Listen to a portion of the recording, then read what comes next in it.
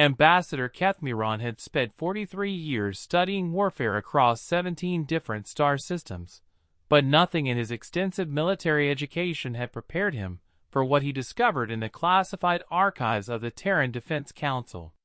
The Altarian diplomat's crystalline form flickered with nervous energy as he reviewed the files that human Ambassador Sarah Martinez had reluctantly shared. "This cannot be accurate," he said, his translator struggling with concepts that had no equivalent in civilized galactic languages. "Your species has fought over territorial boundaries measured in meters? Religious interpretations? Economic theories?"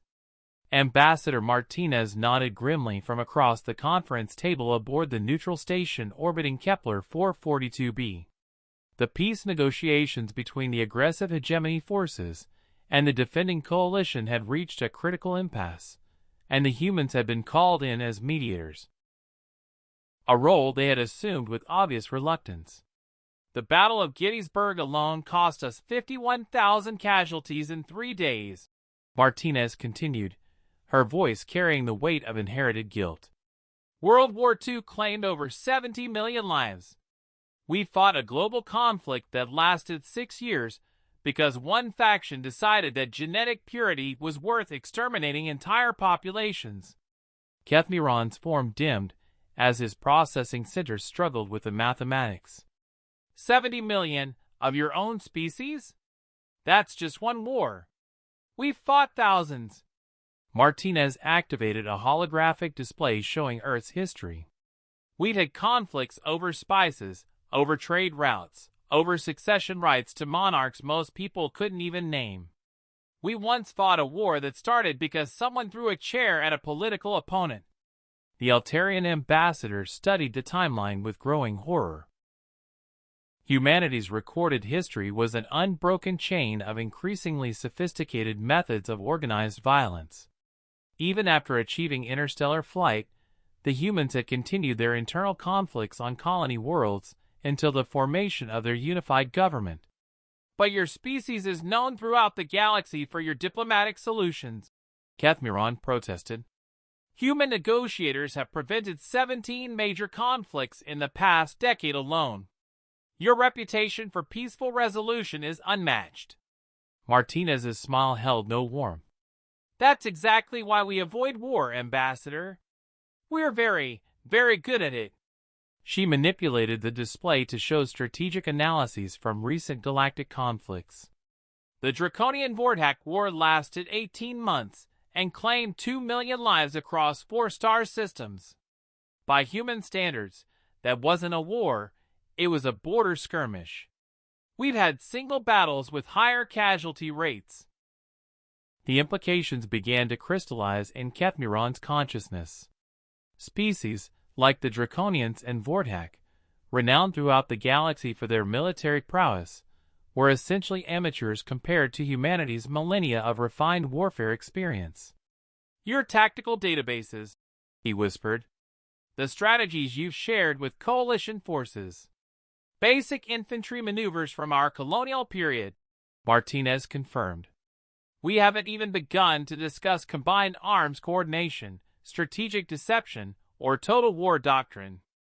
The concept of acceptable losses means something very different when you've spent 10,000 years perfecting the art of killing your own species."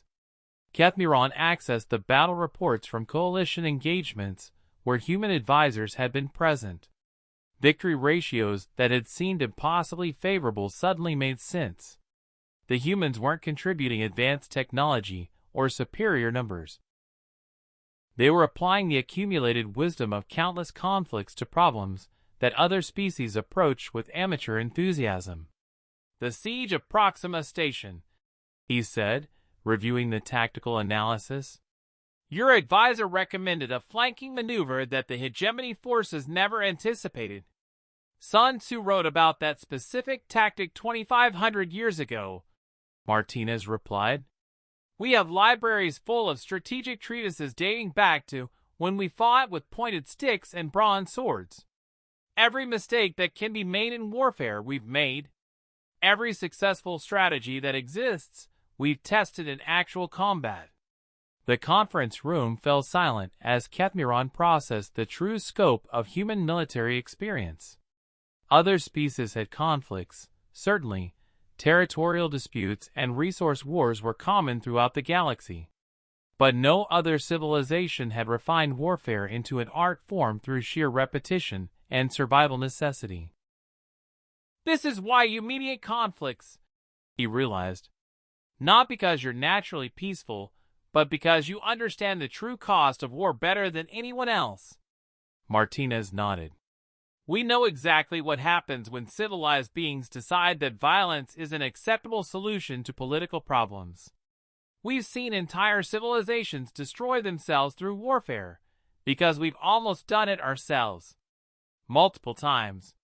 She stood and walked to the observation window, looking out at the stars where coalition and hegemony fleets faced each other in tense standoff. Every species in this galaxy thinks they understand conflict because they've had a few wars. Humans avoid warfare because we've perfected it.